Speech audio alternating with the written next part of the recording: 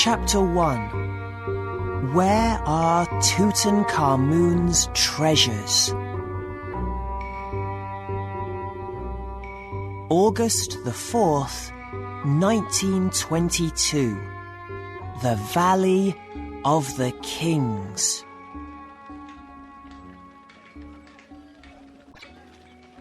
Here I am at last, in the Valley of the Kings.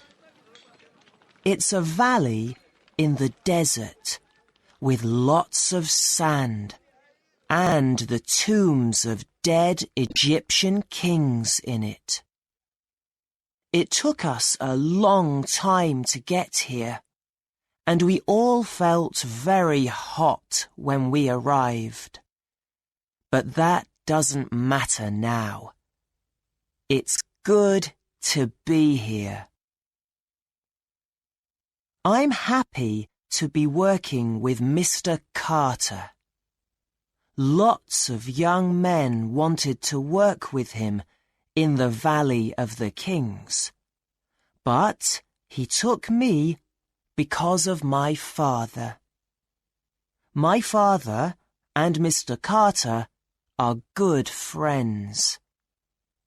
They often meet at the museum in Cairo. My father works there. Also, I'm a good artist. And I know a lot about Tutankhamun, too. Did you know he was a king when he was only 9 years old? But he wasn't king for very long. He died when he was 18. That's only 1 year older than me. Why did he die then? Perhaps we can find the answer when we find his tomb. Mr. Carter thinks it's in the Valley of the Kings. He began looking for it 5 years ago, and he doesn't want to stop. Some people think he's crazy, but I don't. Nearly all the other old Egyptian kings have a tomb here, so why not Tutankhamun? There are about 20 of us, men and boys, working here in the valley. Perhaps I can make friends later, but for now I'm going to write this diary, and my diary can be my friend. There aren't any shops or cinemas here, so I need something to do in the evenings. And perhaps one day people are going to want to read my diary. Why? Well, perhaps we're going to find Tutankhamun's tomb, or a different king's tomb, or some new treasures. Egyptian tombs have lots of treasures in them. You know, gold and jewels. But thieves took treasures from many of the tombs in the past. And there are tomb thieves in Egypt today, too. People come from all over the world to look for gold and jewels. When they find a tomb, they take all the treasure home to their countries. I think that's very bad. I'm happy to say Mr. Carter is not a thief. He says Egyptian treasures must stay in Egypt. I think he's right. But our work's not going to be easy.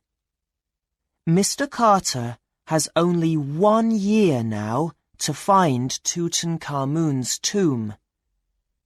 He's got a rich friend, Lord Carnarvon, and he gives Mr. Carter money to help with our work. Lord Carnarvon likes Egypt a lot, and he loves old Egyptian treasures. He's got lots of them in his home in England. But after giving Mr. Carter money for 5 years, he must be careful. Not long ago, he called Mr. Carter to England and told him, "Only 1 more year looking for Tutankhamun, Howard." Mr. Carter came back to Egypt at once. He brought a little yellow bird with him. "That bird is going to help us find Tutankhamun's tomb," said Kareem. He's one of the boys working in the valley with me. How can a little bird help us? I don't know, but it's true we need some help from something or someone. Perhaps you think a year's a long time. It's not when you're looking for a little tomb in a very big valley. Where are all of Tutankhamun's treasures? Mr. Carter thinks he knows, and I think he's right. But let's wait and see. Well, good night, diary. From me, Tarek.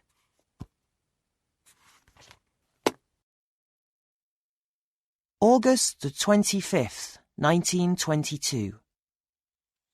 Today, I'm going to tell you something about our days in the desert. We begin work very early every morning when the sun comes up. We dig for 6 hours with not much water to drink. At 12 o'clock, it is very, very hot. So we stop to eat, to drink, and to sleep. After 2 hours, we begin digging again. We stop when it gets dark. My back and my arms always feel bad in the evenings. We're very hungry when the sun goes down, and the nights in the desert are very cold. Everyone is tired, so we don't talk much when we're eating dinner. I don't know what other people think about all day, but I think about Tutankhamun. Mr. Carter says he lived with his brothers and sisters when he was a little boy. Later, he married the beautiful Anchor Cinnamon. Some people say he has no tomb because he died suddenly when he was very young. But tombs were very important in old Egypt, and Mr. Carter thinks Tutankhamun has his tomb somewhere in this valley. But where? It's late now, and the sky is dark. Suddenly I feel cold. Is Tutankhamun's body in a tomb somewhere near us now? Are we going to find it soon? Is Mr. Carter's little yellow bird going to help us or not? Who knows?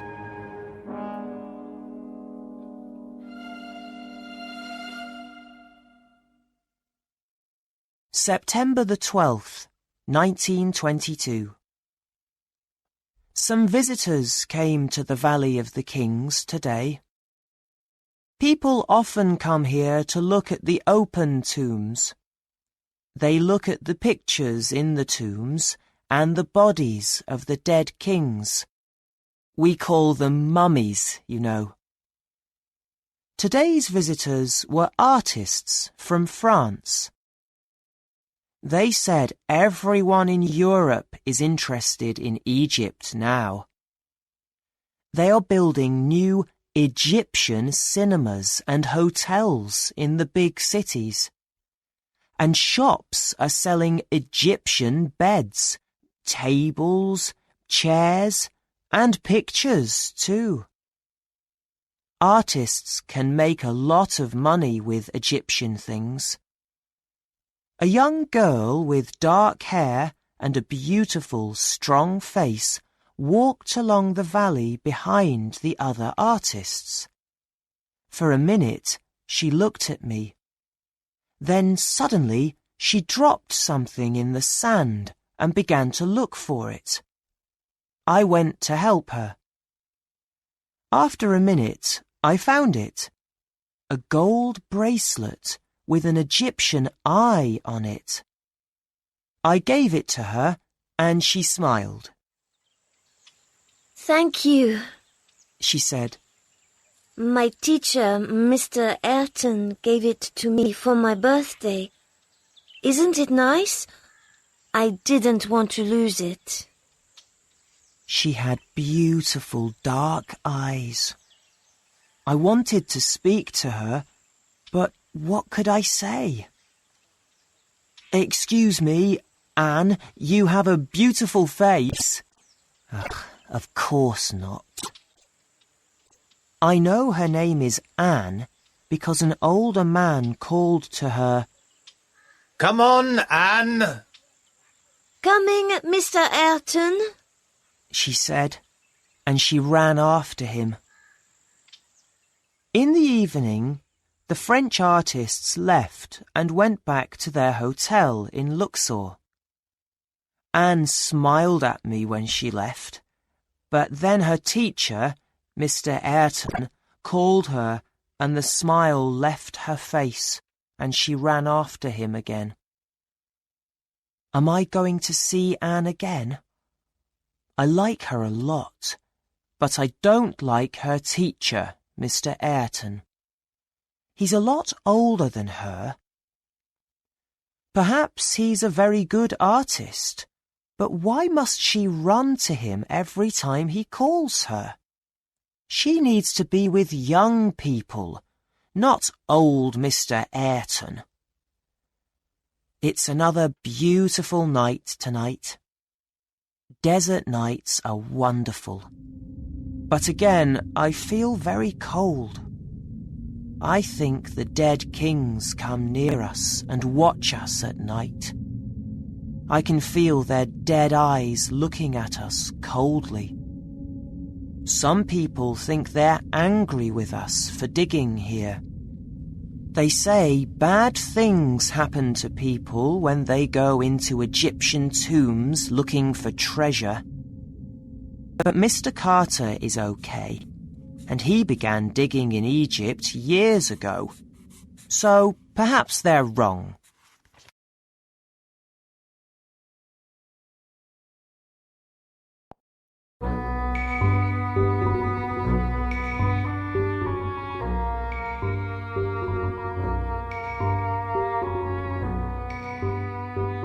Chapter 2. There's something here.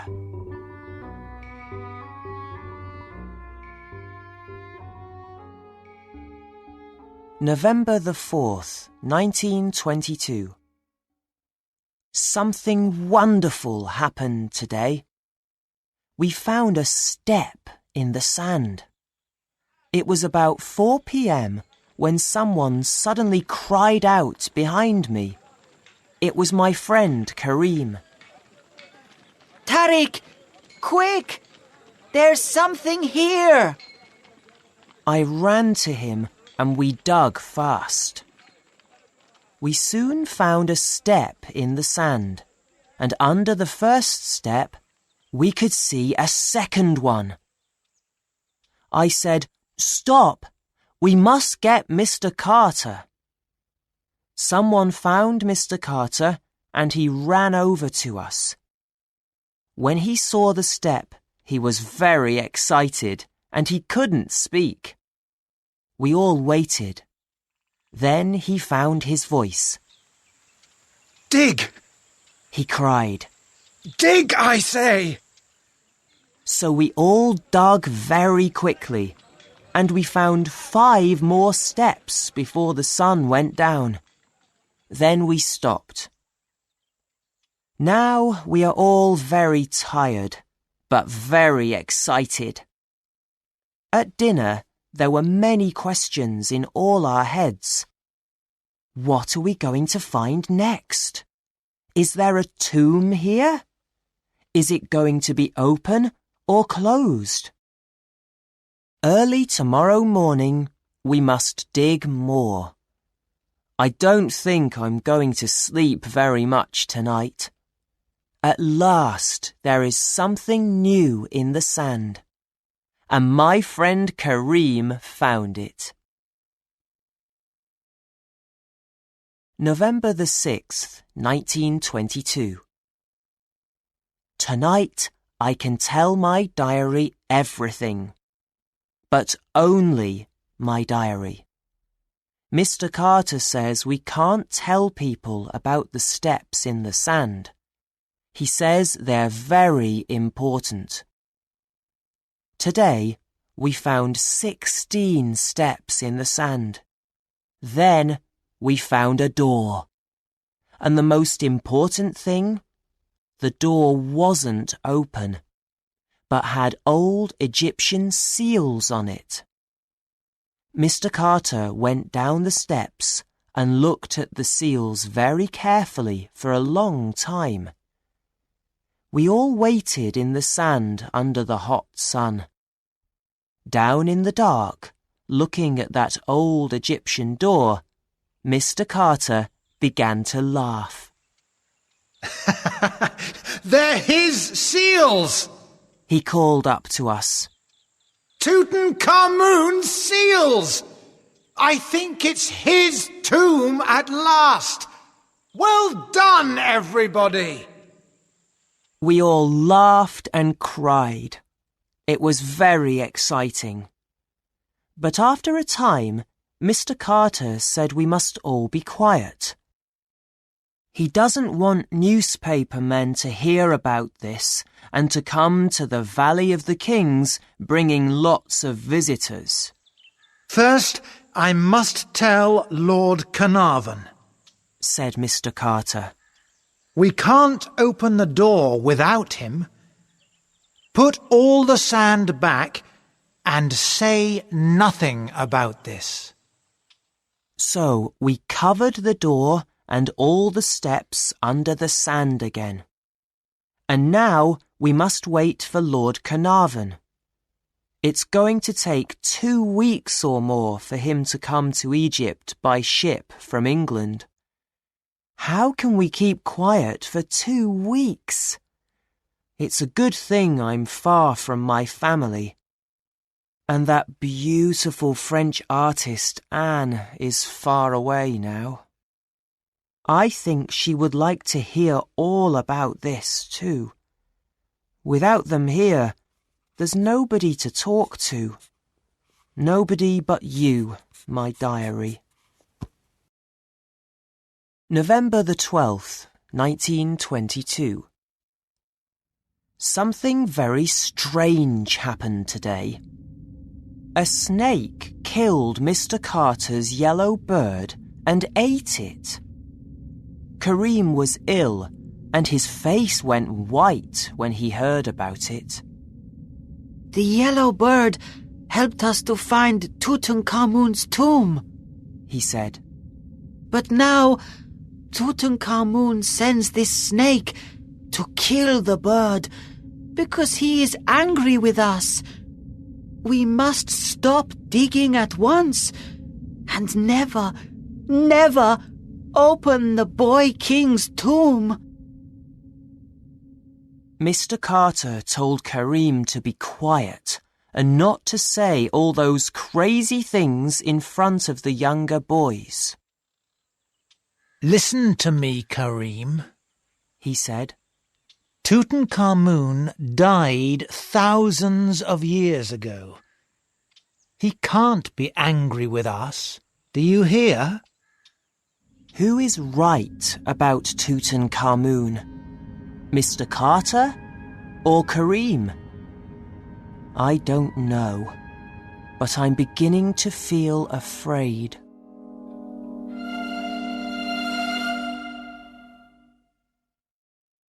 November the 23rd, 1922. Today, at last, Lord Carnarvon and his daughter Evelyn arrived. Lord Carnarvon doesn't look well. His face is very white and tired. When they arrived, we took the sand off the steps and the door again. Lord Carnarvon and Mr. Carter went down the steps to look at the seals on the door. They were very excited. Lord Carnarvon's daughter stood next to me on the first step, and I heard her say, "I hope there's something there this time. Oh, Father, you're very tired and ill. I hope this visit doesn't make you feel worse." She spoke very quietly, but I heard her. Lord Carnarvon and Mr. Carter stayed down looking at the door for a long time. They were very quiet. We went away to have something to eat and drink. When we came back an hour later, they came up the steps to meet us. "Some of the seals on the door are broken," said Lord Carnarvon. "So we're not the first people to find the door. Perhaps the tomb behind the door has nothing in it." Nobody spoke. Everybody thought of all the gold and treasures we hoped to find there. "But," Lord Carnarvon continued, "it's a wonderful thing to find a new tomb. We may find pictures on the walls, or mummies, or other beautiful things. Our work is very important. There are stones behind the door, and we must now move away the stones." So we worked all afternoon. The stones are big and heavy, and I don't know when we're going to finish. Perhaps tomorrow. It is cold again tonight. Are we going to find treasure in Tutankhamun's tomb?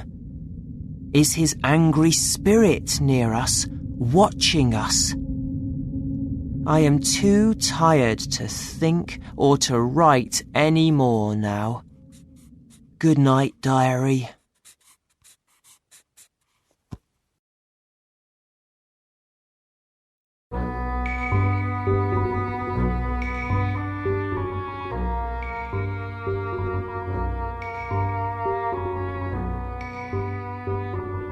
Chapter 3. Into the Tomb. November the 26th, 1922. It was late at night. I saw that French artist, Anne, far away in the desert. I felt happy. She came nearer and nearer to me. Now I could see her face, and it was very sad. I wanted to speak to her, to take her in my arms, but she was far, far away from me. Then I saw something moving in the sand next to her feet. It was a head and an arm. At first, I thought it was old Mr. Ayrton, her teacher, but then I saw it was the mummy of an old Egyptian king. Worse than that, it was alive. "Anne!" I cried, and I ran to help her. Then the mummy came out of the sand. It took Anne in its black arms, and down they went into the sand. Anne cried, Help me, Tariq! but there was nothing I could do. I woke up in my bed in our camp, feeling cold and afraid. It was only a dream after all. We moved the last big stone at 5 p.m. today, and we saw a second door behind the first.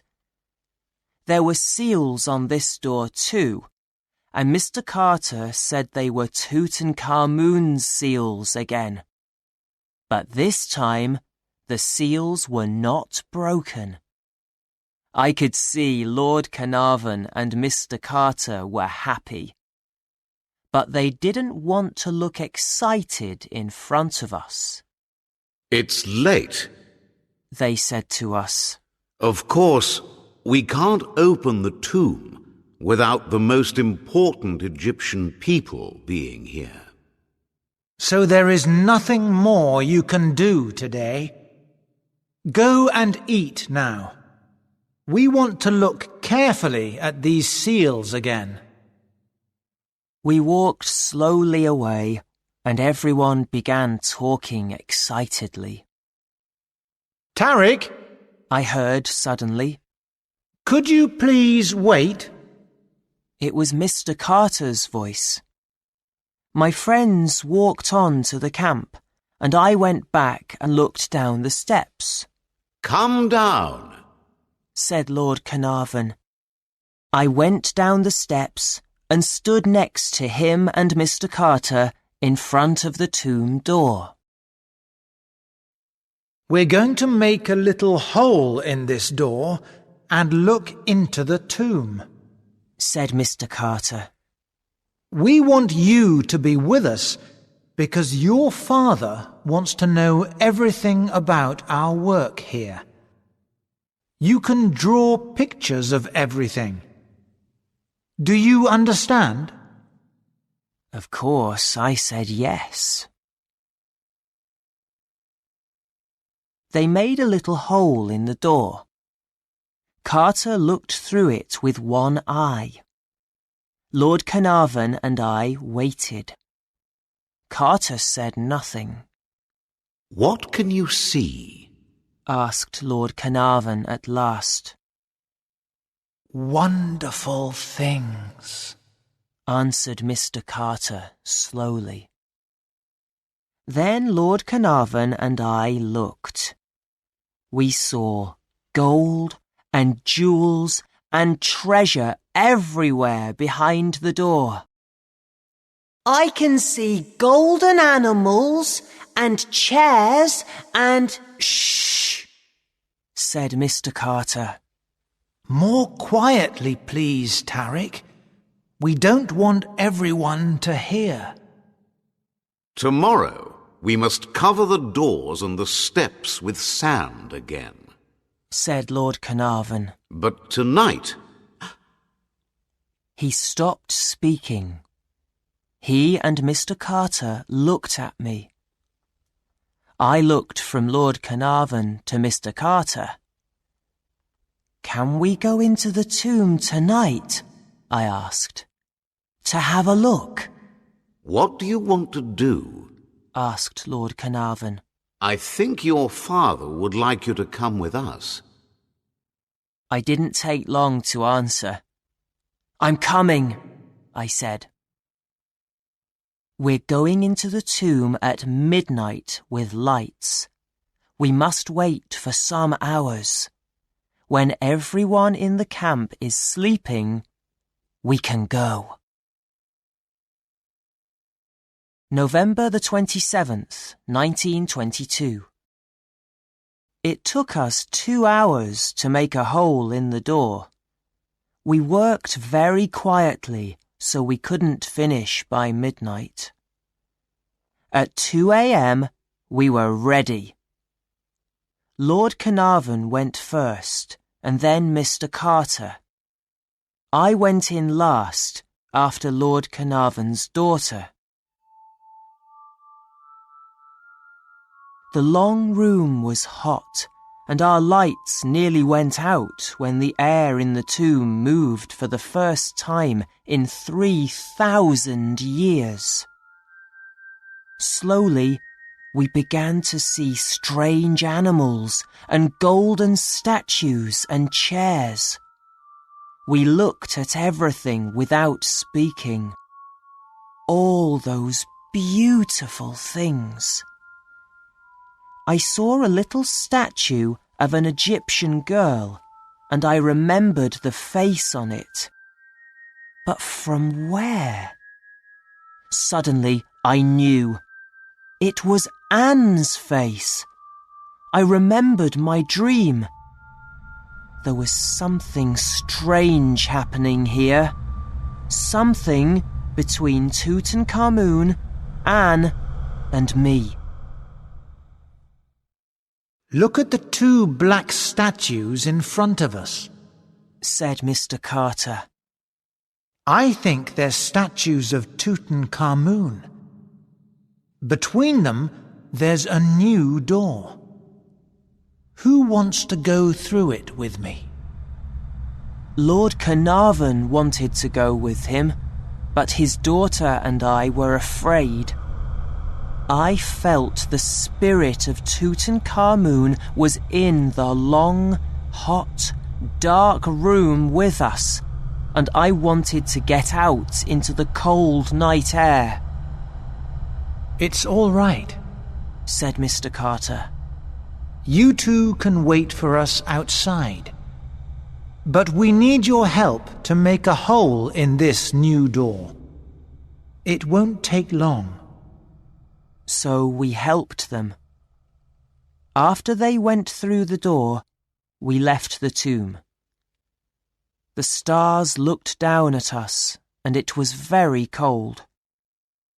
At last, the other 2 came through the door near us. We worked to close the hole carefully.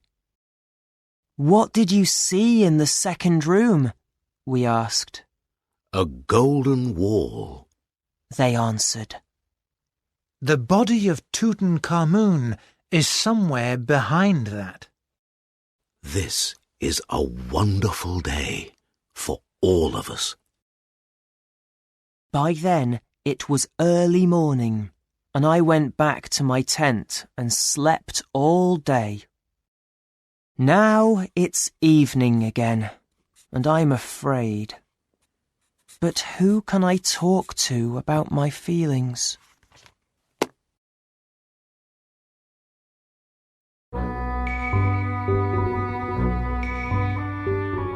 Chapter 4. Every day we find new things.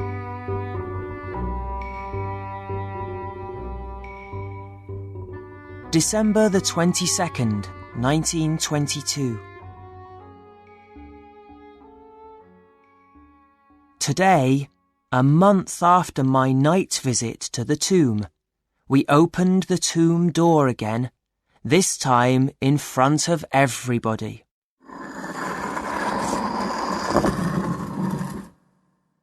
Many important Egyptians came to the Valley of the Kings, with lots of newspaper men and interested people from all over the world. Many people talked to us, but I said nothing about the golden treasures in the tomb. Only my father knows about them.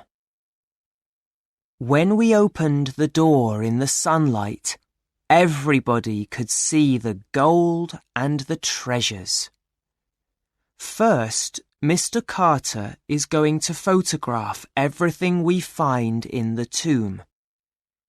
After the photographs, we can move things and look at them carefully. Then we must write all about each treasure in a book. After that, we must send them to the museum in Cairo. This work is going to take a long time, but we must be very careful when we move things. Mr. Carter picked up a shoe in the tomb today, and it broke into little pieces in his hands. January the 2nd, 1923. Every day we find new things in the first room in the tomb. Today we found some pens and some old Egyptian games. Mr. Carter says the ancient Egyptians loved playing games. He says Tutankhamun was happy when he was a little boy. Most of the time, he played with his brothers and sisters in the palace gardens. He didn't go to school because he had a teacher in the palace. He couldn't go out of the palace very often because the Egyptian people thought he was a god. They thought all ancient Egyptian kings and their families were gods.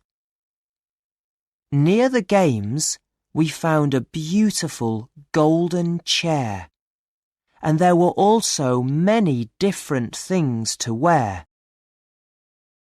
Mr. Carter says it took more than 3,000 hours to make only one of his shirts. Sometimes, when I look at Tutankhamun's things, I feel he's near me. But he died when he was 1 year older than me. Why? I want to know the answer to that question more than anything.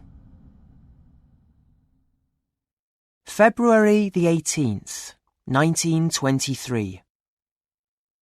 Today, at last, we opened the second room in the tomb.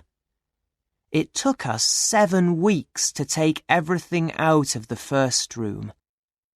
All this time, everyone wanted to go through into the second room, but Mr. Carter said, "No, we must take all the things out of the first room, slowly and carefully, before we do that."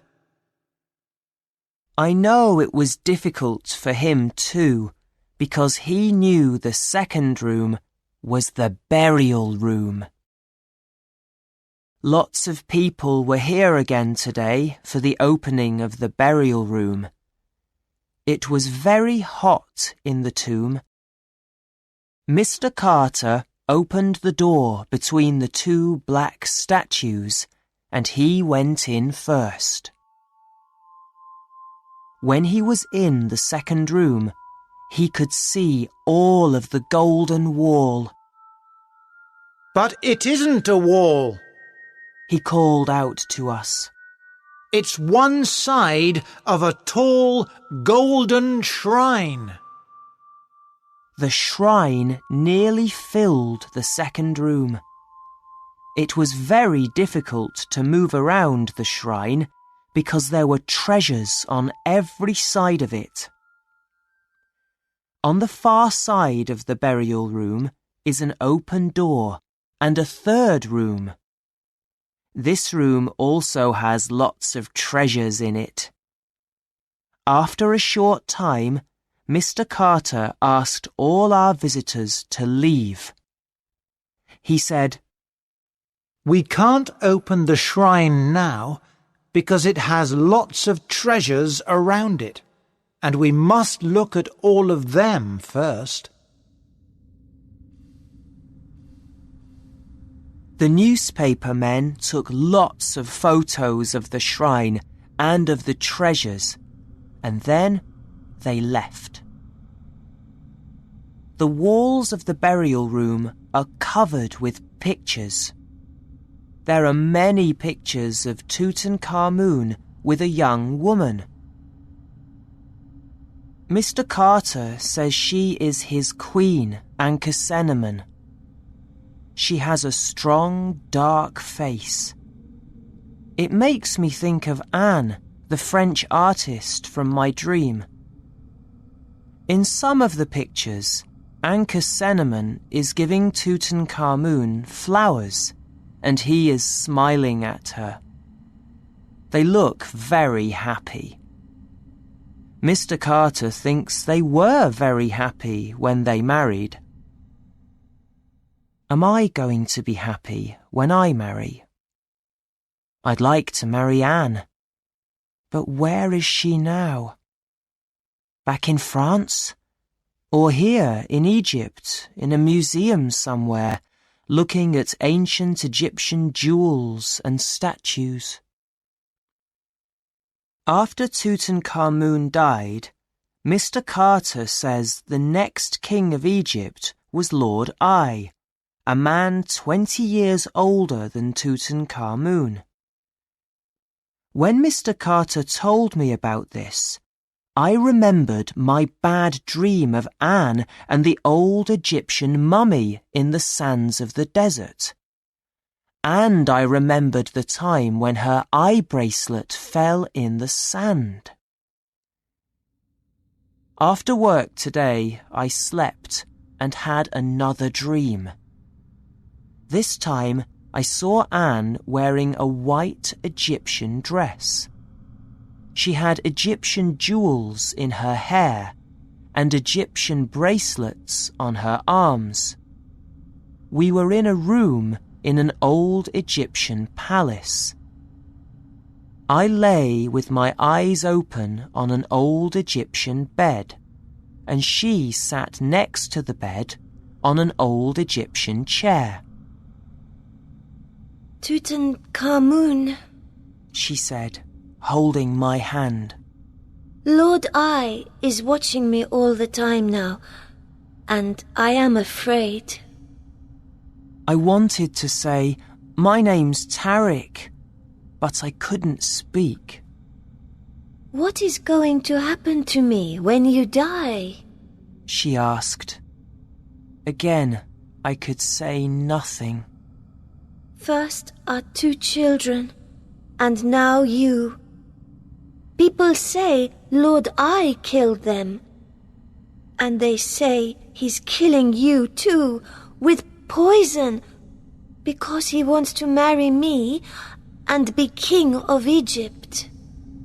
Suddenly, a man came quietly into the room behind her. He wore a white, ancient Egyptian skirt, but he had the face of Anne's teacher, Mr. Ayrton. I wanted to tell Anne to look behind her, but I couldn't open my mouth. The man came to her and put his hand on her arm.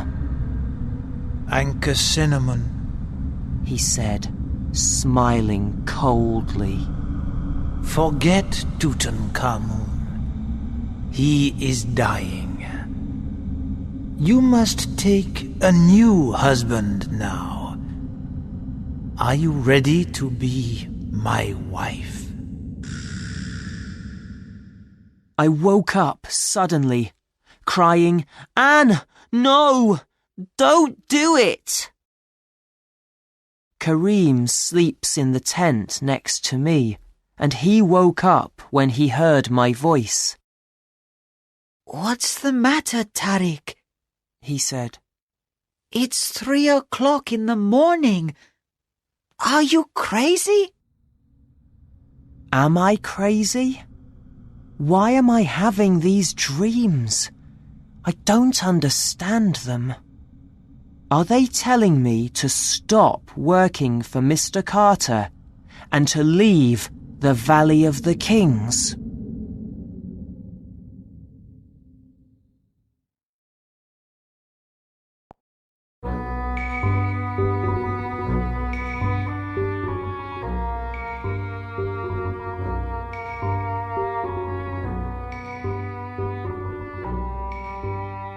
Chapter 5. Tutankhamun's mummy is killing people.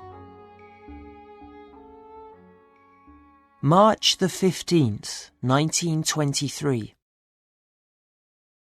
We had some bad news today. Lord Carnarvon is very ill. Mr. Carter says it's because of the poison from a bad mosquito bite. Mosquitoes can be dangerous in Egypt. Some people are saying that he's ill because the spirit of Tutankhamun is angry. In the newspapers, a woman called Maria Corelli says that he's going to die because Tutankhamun is angry. Some people say that all of us here are going to die soon because we opened the tomb. So nobody is sleeping easily in their tents tonight. We're all thinking about the spirit of Tutankhamun. Is he angry with us? And why am I dreaming about that French girl, the artist, Anne? Where is she now? I'm sure we're going to meet again. But where? April the 6th, 1923. Lord Carnarvon is dead. I am sorry because I liked him and his daughter, Evelyn.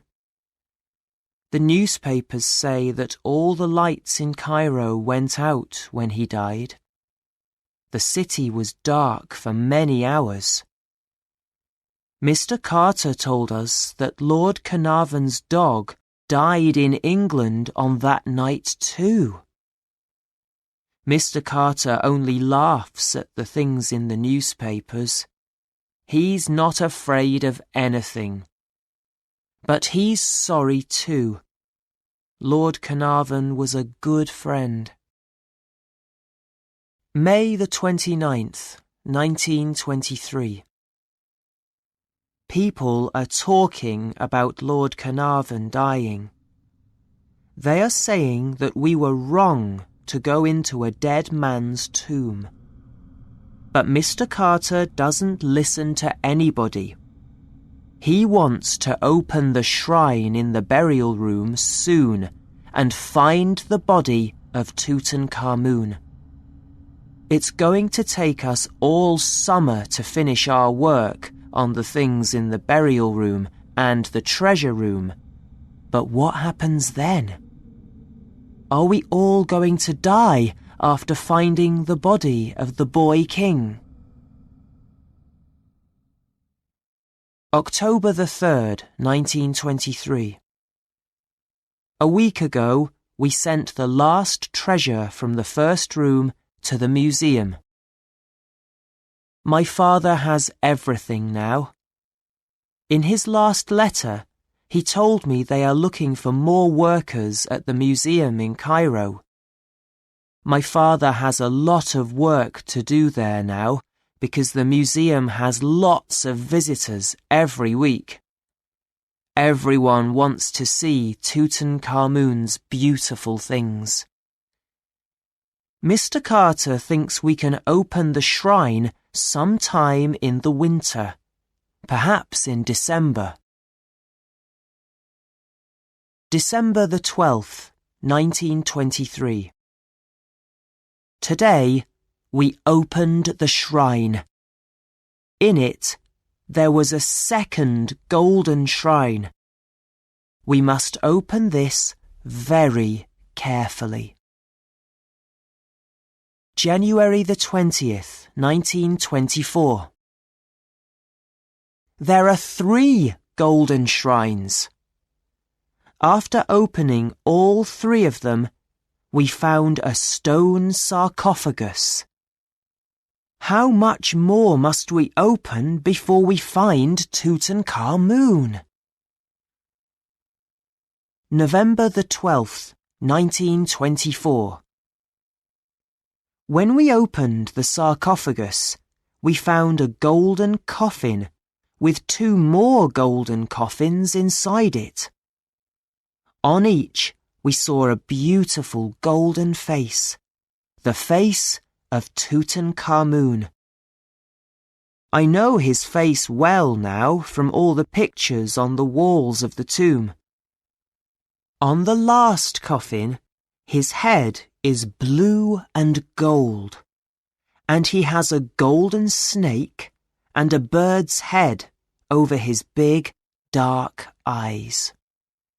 These mean he was king of the north and the south of Egypt, Mr. Carter says.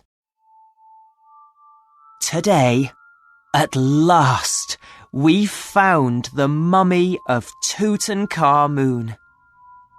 It is only a young boy's body inside all that gold and treasure.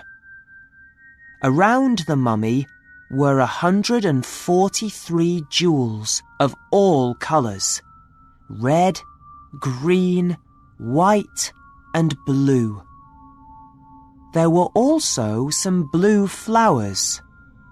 I'm sure his beautiful queen, Ankh-Senamen, put them there.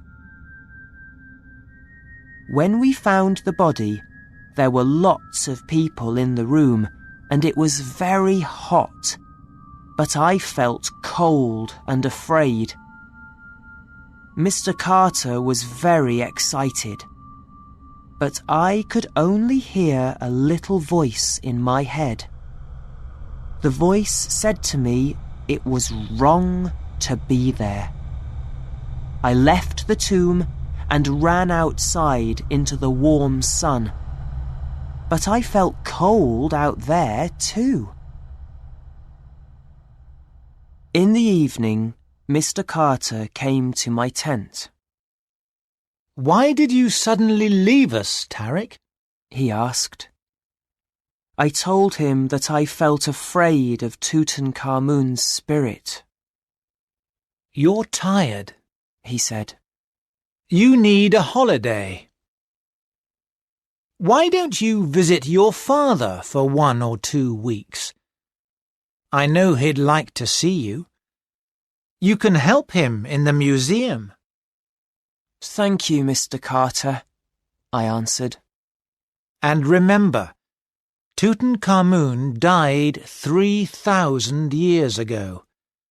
He can't be angry with anybody anymore." "Perhaps not," I said, but I wasn't sure. So tomorrow morning, I'm going back to Cairo.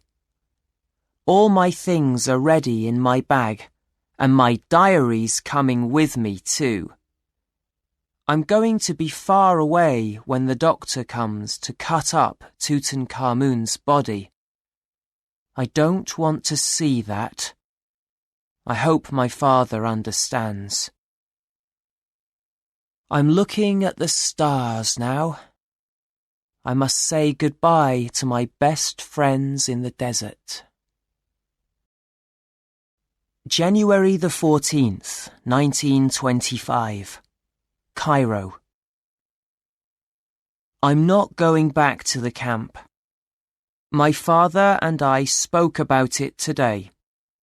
All over the world, people are saying Tutankhamun's mummy is killing people.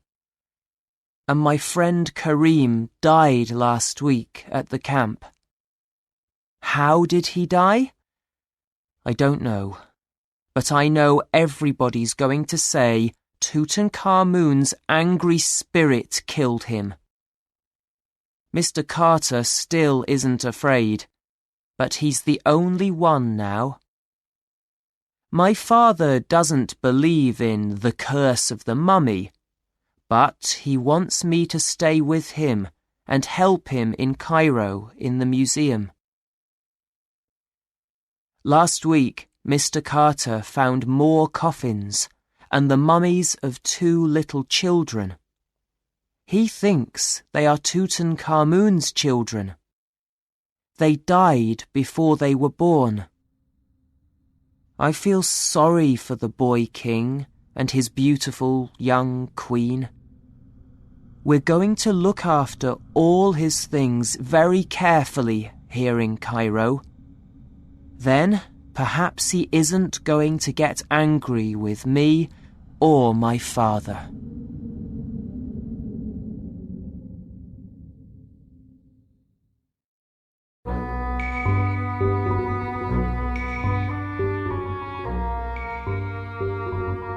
Chapter 6.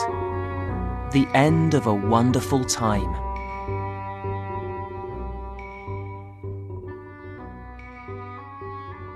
February the 13th, 1932. It's time for me to finish my diary now.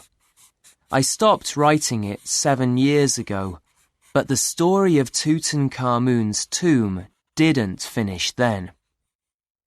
For 7 more years, Mr. Carter and his workers stayed in the Valley of the Kings. They found a small 4th room in the tomb.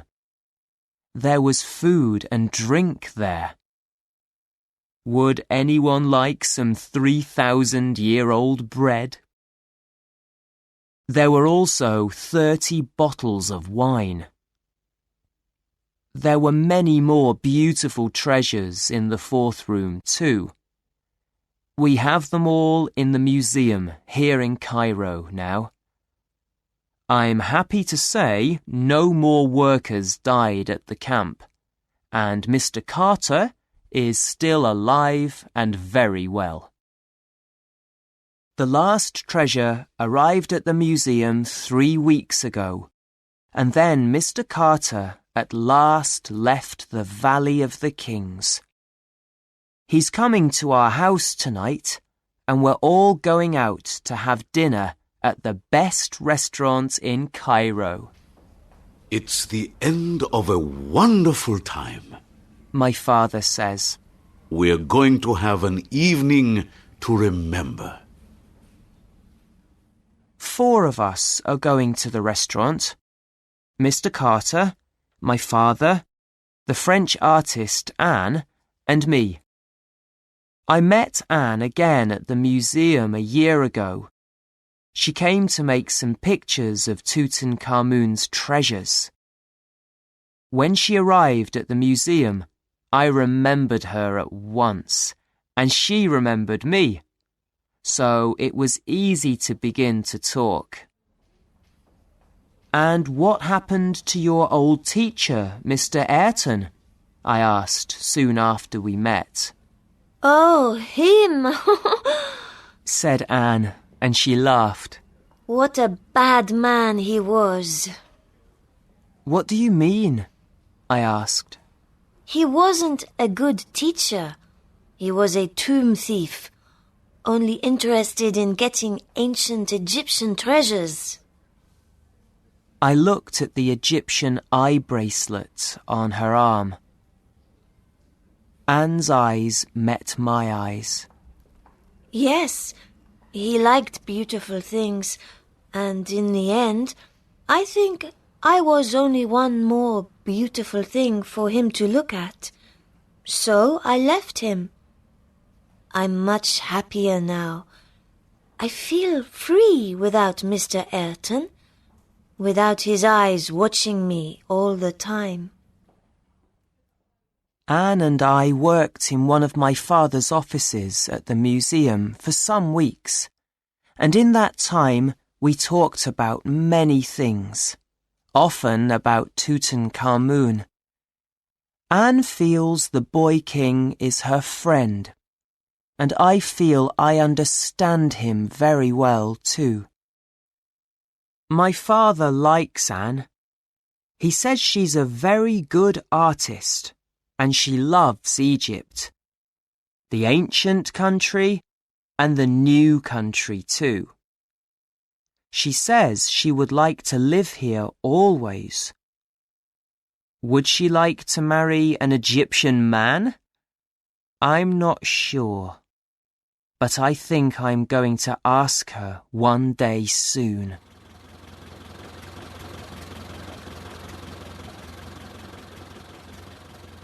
A taxi is stopping outside our door. It's Anne and Mr. Carter. I must go downstairs and meet them. February the 14th, 1932. We all had a wonderful time last night. The food and wine were very good, and everybody talked and laughed a lot in the restaurant. Mr. Carter looks very happy, and not much older than 7 years ago. It was nice to see him again. Nobody could think that Tutankhamun's spirit is angry with him. Mr. Carter and I talked more about Kareem. Some people are saying there were dangerous bacteria inside the tomb, and these killed my friend. But why only Kareem? Other people say the ancient Egyptians put poison in the tombs to kill tomb thieves.